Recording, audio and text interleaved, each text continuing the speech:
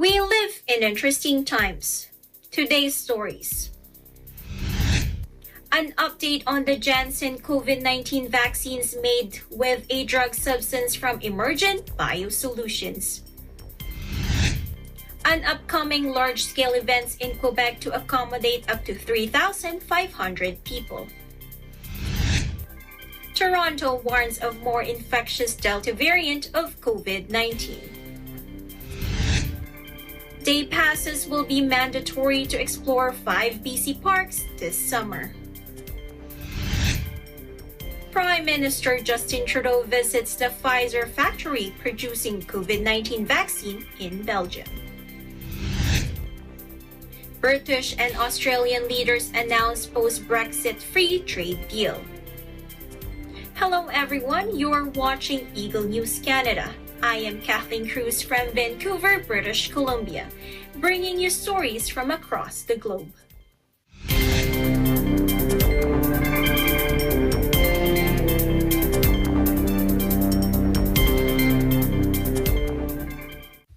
Eagle News correspondent Andre Lajoie gives an update on the Janssen COVID-19 vaccines made with drug substance from Emergent Biosolutions. Further to Health Canada's statement on April 30th, 2021, Health Canada has completed its quality review of the shipment of Janssen's vaccines that are currently in quarantine.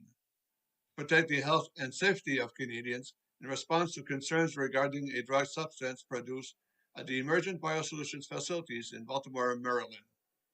Health Canada will not be releasing the shipment. The drug substance produced at the Emergent Biosolutions facility was used in the manufacturing of this shipment of Janssen's vaccine. The drug substance was manufactured at the time a separate batch of vaccine was contaminated by the components of different vaccines. Health Canada was unable to determine this shipment of Janssen's vaccine meets the department's rigorous quality standards. To ensure the safety of any vaccine in the future for supply of this facility, Health Canada is planning on-site inspections expected to take place this summer. Until this inspection has been completed, Canada will not be accepting any products or any ingredients made at this site. Canadians can be assured that any vaccine will only be released for distribution once the Health Canada is satisfied that they meet the Department of High Standards for quality, safety, and efficacy. Reporting from Ottawa, Canada, this is Andre Lajoie for Eagle News. We live in interesting times. Shows, sporting events, and festivals can now accommodate up to 3,500 people in Quebec. Eagle News correspondent Cara Pascual reports. The Department of Health and Social Services announces that following a favorable recommendation from Public Health, shows and sporting events will soon be able to accommodate up to 3,500 people, both indoors and outdoors. This relaxation, possible due to the evolving epidemiological situation, came into effect June 17. This relaxation will also apply to drive-in parks located on the green level, as well as to festivals and major events that will be authorized outside as of June 25. Except for the drive-ins, the audience should be subdivided into independent sections, which with a maximum limit of 250 people. Each of these sections should have independent entry, exit, and sanitary facilities, as well as separate dining areas if applicable. The distancing rules in force must be applied. The resumption of outdoor public activities and events, sporting, artistic, cultural, or recreational, is authorized as of June 25 in all regions in Quebec, regardless of the alert level in effect. These guidelines relate specifically to events which target participation by the general public and which are open to all. All private activity or events that targets groups of people who are linked together, private celebration or reception, party organized between neighbors, graduation party or other school events, reunion activity, corporate or networking event must comply with the measures applicable for outdoor gatherings in public or private places and any other directive issued specifically for a type of event or given activity.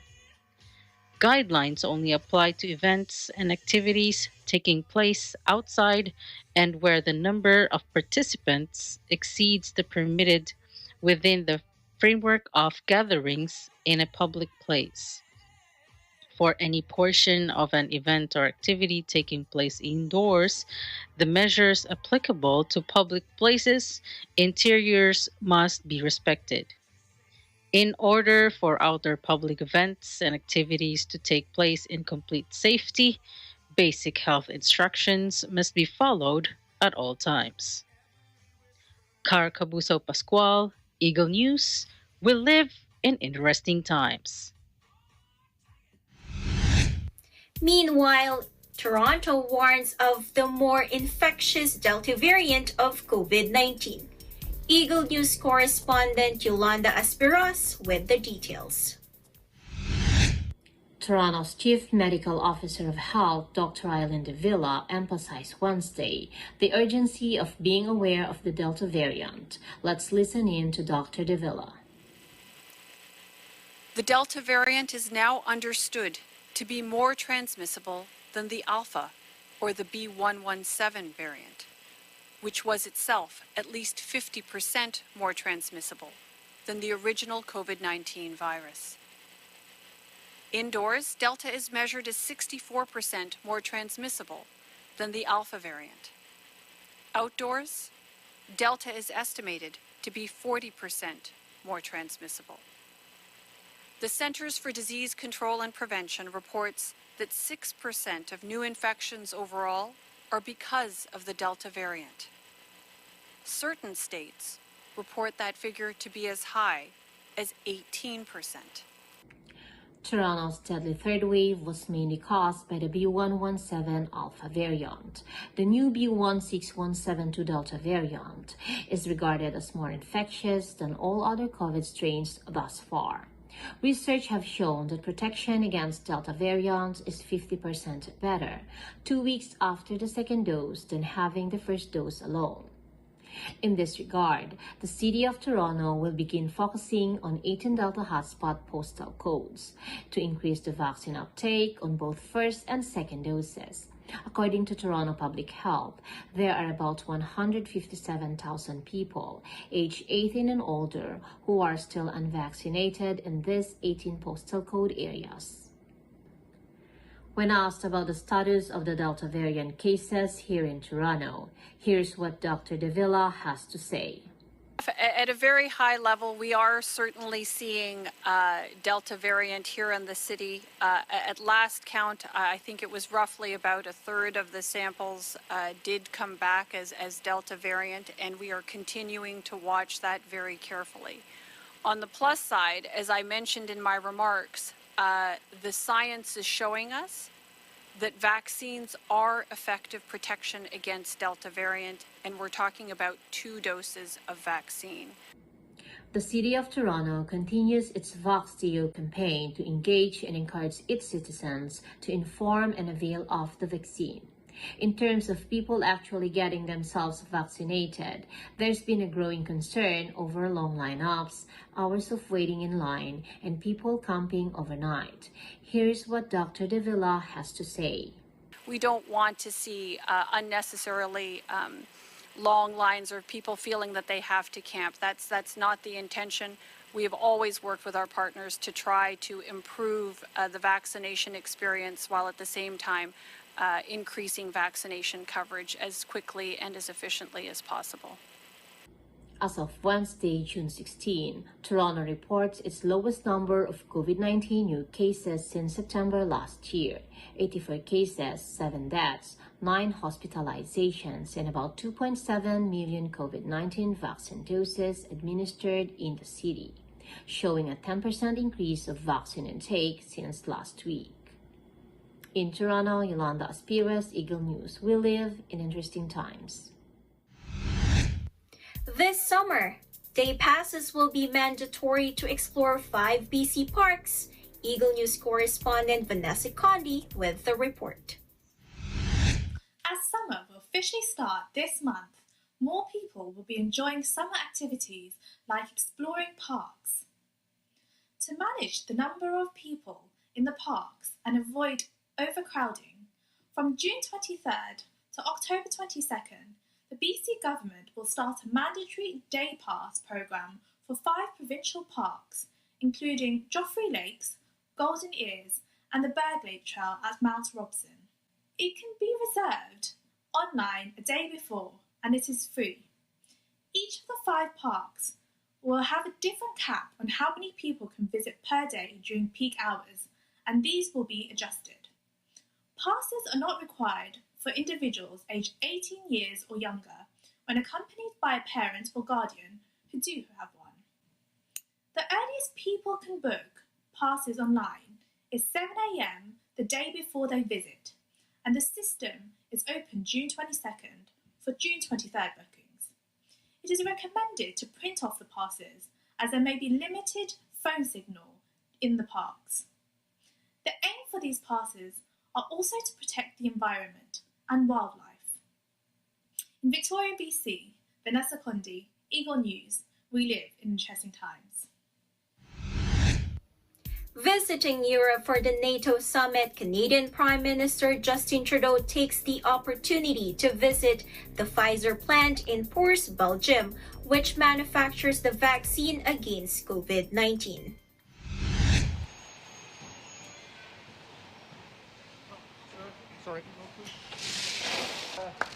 C'est un grand plaisir d'être ici. Vous savez, c'est très canadien de dire merci, puis je tenais absolument à venir remercier pas juste le gouvernement belge et nos amis européens, mais aussi les gens belges et les gens ici chez Pfizer pour avoir aidé tellement, pas juste les Canadiens, mais le monde entier. On est extrêmement reconnaissants et make the difference. Et c'est vraiment les gens ici qui font la différence. Et je pense que finalement, quand on se sort de cette crise, on se sort de cette crise parce que des gens ont décidé de travailler ensemble. Et je pense que... British Prime Minister Boris Johnson and his Australian counterpart Scott Morrison announced a new post-Brexit free trade deal between their countries. It follows similar UK trade deals reached with Japan and European Union following London's divorce with Brussels. We already sell cars, we sell whiskey, I'm proud to say, to Australia. We sell boomerangs to Australia of the non-returnable variety. And now, thanks to this deal, we hope that there will be even more trade between the UK and Australia. Britain announced a major free trade agreement with Australia as London presses on with efforts to strike new deals with nations since leaving the European Union. It follows similar UK trade deals reached with Japan and the European Union following London's divorce with Brussels. Prime Minister Boris Johnson said the latest agreement marks a new dawn in the UK's relationship with Australia, underpinned by shared history and common values. Foreign Secretary Dominic Raab said on Twitter that the deal is an important stepping stone in efforts to join a massive free trade zone in the Indo-Pacific region, the Comprehensive and Progressive Agreement for Trans-Pacific Partnership. The UK government added that the deal eliminates tariffs on all British goods in the first major trade deal negotiated from scratch since the country left the EU. A final agreement in principle will be published in the coming days, it added. The UK-Australia trade relationship was worth £13.9 billion or $19.4 billion last year and is set to grow under the deal, the statement said. Coming up, we have updates from the NBA. Eagle News Canada continues after this.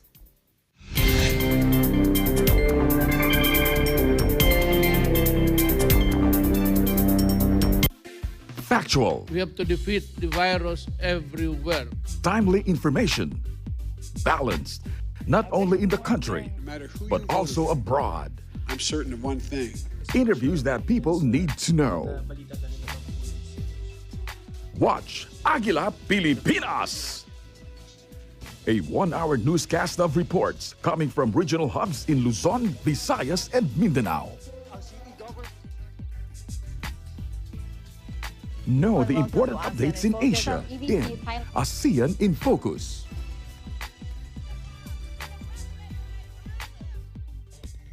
Track the latest stories in the provinces in Agila Provincia. Tune into Mata ng Agila, the evening primetime news program of Net25. Balanced and objective, Mata ng Agila covers national and international issues, tackles news on business, health, science and technology, entertainment, sports and human interest features, and current events. And Eagle News International delivers the latest global reports, impartial, accessible, and up-to-date. It brings to fore EBC's rich international scope and access to valuable information streams.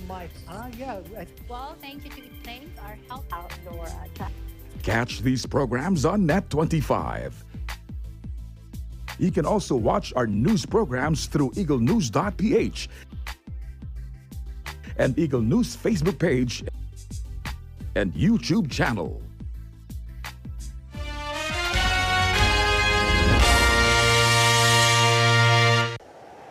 Innovation, digital disruption, globalization.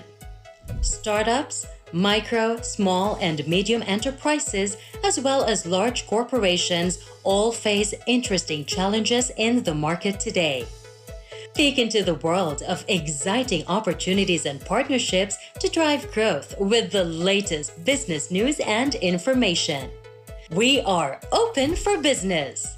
Your weekly dose of entrepreneurial inspiration to update you on the latest developments in the world of business.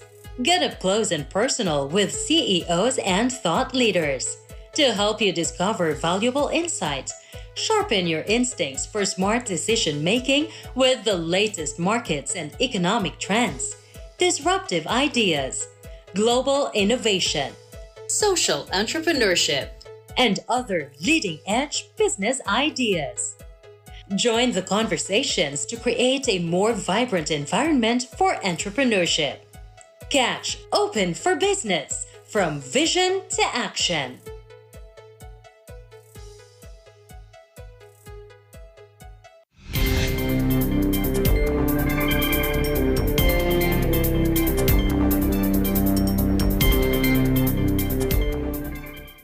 Welcome back. You are watching Eagle News Canada. I am Kathleen Cruz from Vancouver, British Columbia.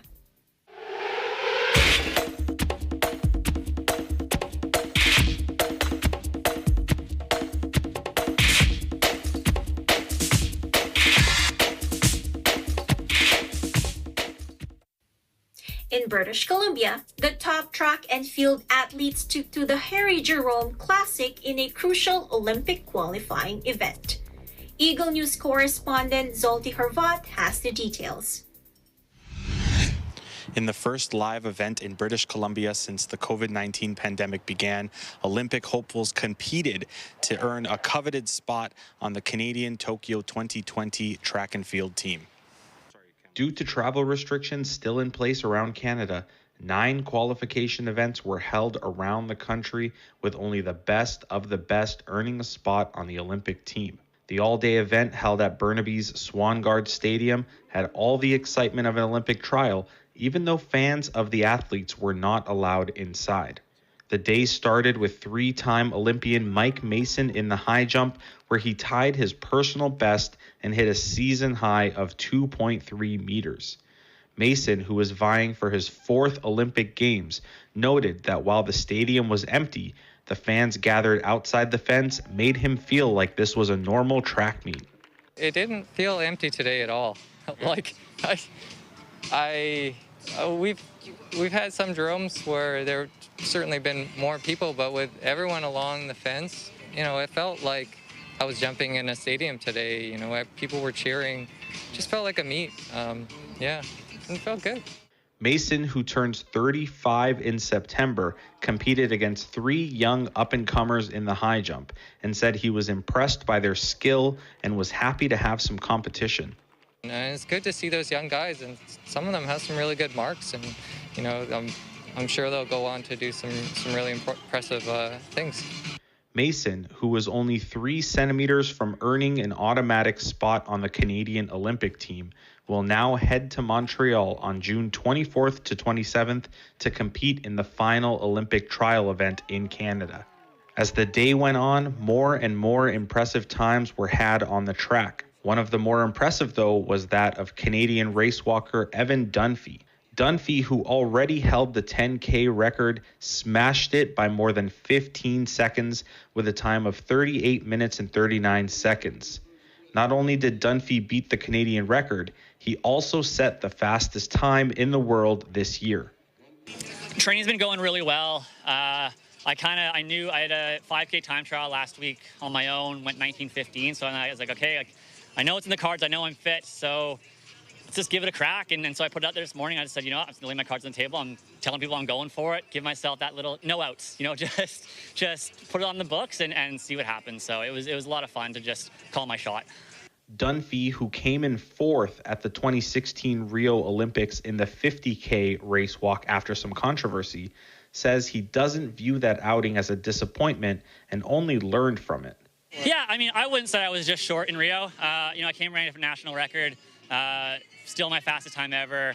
It was in a race I was incredibly proud of. 4th place is still 4th place. It's amazing. Obviously that medal is something that you put on that on the back burner or in the back of your mind, and you're always pushing towards. I want to be the best in the world. I started race walking when I was 10 years old because I wanted to be the best in the world at something, and that's always been the pursuit. That's always been the goal. So this is no different. I want to be the best in the world, but more importantly, I just want to be the best that I can be, and whatever that position is at the end of the day, I'm going to be happy with knowing I left it all out there.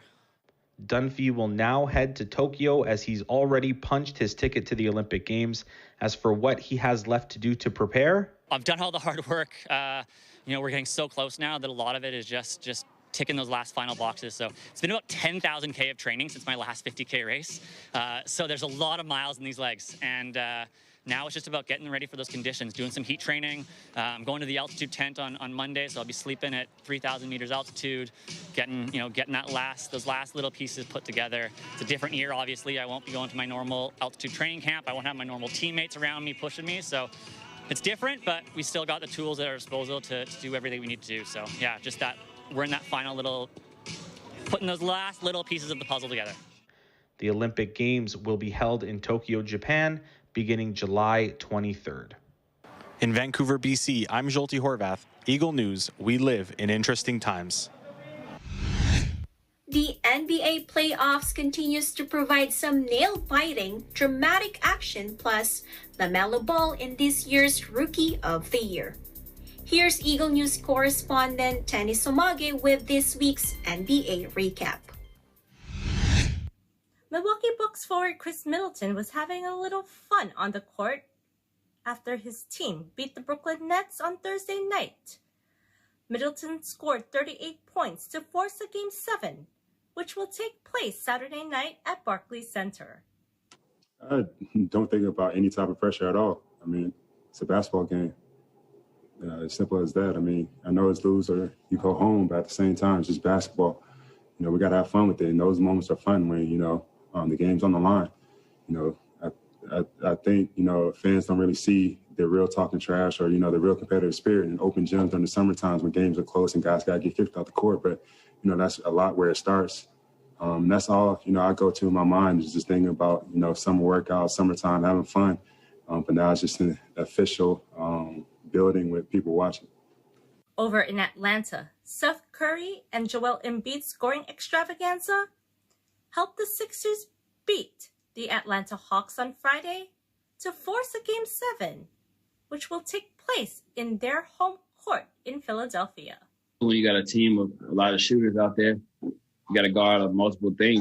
You know what I'm saying? You can't just you want to take away their threes, but you can't just take away their threes because they can beat you in the paint too with dribble penetration. So it's gonna be a lot of scramble situations. And guys, when we're desperate tonight, we play with that desperate energy on the defensive end. It showed with that effort. But that's why we worked so hard in the regular season to get that home court advantage. Playing in front of our fans. I know we blew, that lead last game.